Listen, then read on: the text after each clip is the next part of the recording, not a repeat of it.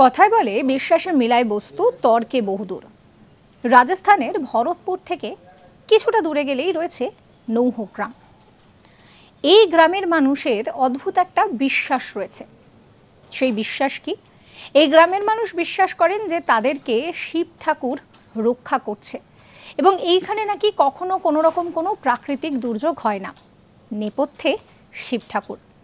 এখানে 1100 বছরের পুরনো একটা শিবলিঙ্গ রয়েছে, যা গত 200 বছর ধরে পূজিত হয়ে আসছে।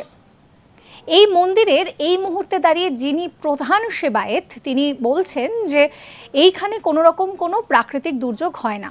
তার প্রধান কারণ হচ্ছে যে শিব এইখানে কিন্তু রক্ষাকর্তা হিসেবে তাদের সঙ্গে থাকেন। বলা হচ্ছে যে যদি কখনো শিলাবৃষ্টি হবে, এরকম একটা পূর্বাভাস দেওয়া হয়েছে, তখন যে শিবলিঙ্গের যে শঙ্খ রয়েছে, সেই শঙ্খ, শিবের কাছে যে শঙ্খ রয়েছে, সেই শঙ্খ বাজালে নাকি শিলাবৃষ্টি এখানে হয় না। অর্থাৎ এইখানকার গ্রামের মানুষজন তারা কিন্তু প্রচণ্ড পরিমাণে বিশ্বাস করেন যে তাদের রক্ষাকর্তা হচ্ছে এখানে শিব ঠাকুরই।